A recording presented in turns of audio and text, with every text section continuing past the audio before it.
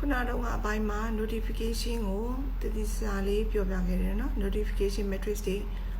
ဒါ stakeholder တွေရဲ့ email address တွေ name တွေ title တွေဒါ time by time အဲ့ဒီ matrix ကို update လုပ်ထားမယ်လို့ပြောခဲ့တယ်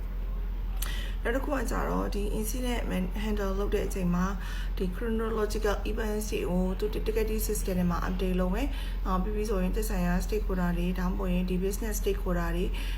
ဒီ user customer တွေစီကိုပို့ရပေါ့နော်ပို့တဲ့အခါမှာလဲဆို professional update ဖြစ်ဖို့လိုတယ်အဲ professional update ဖြစ်ဖို့လိုအပ်တယ်ဆိုတဲ့အချက်မှာ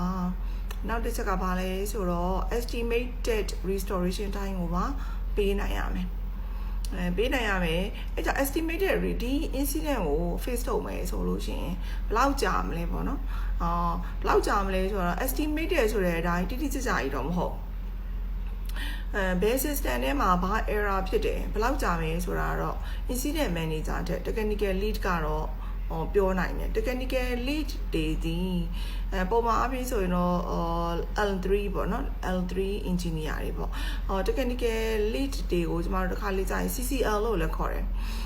အဲ့ technical lead တွေစီကနေပြီးတော့ input ကိုကျွန်တော်တို့ယူပါတယ်ယူပြီးပြီဆိုလို့ရှိရင်ဒီ business stakeholder တွေနားလည်နိုင်တဲ့ terms ပေါ့နော် lame language နဲ့ပြန်ပြီးတော့ခါကြတော့စာစီပြီးတဲ့ခါကြတော့မှပို့ရတယ်ပေါ့နော်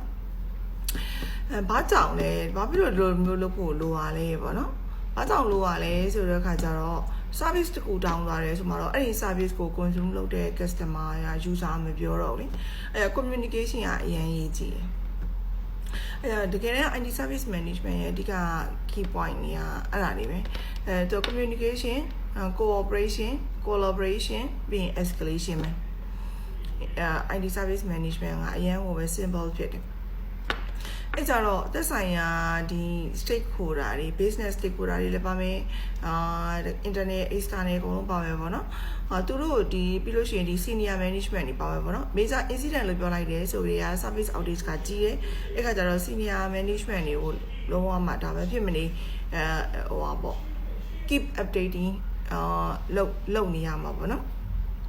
ကဲနောက်ပြီးဆိုသူ့ရဲ့ workaround solution နဲ့ execute လုပ်ပြီးသွားပြီ maybe emergency change နဲ့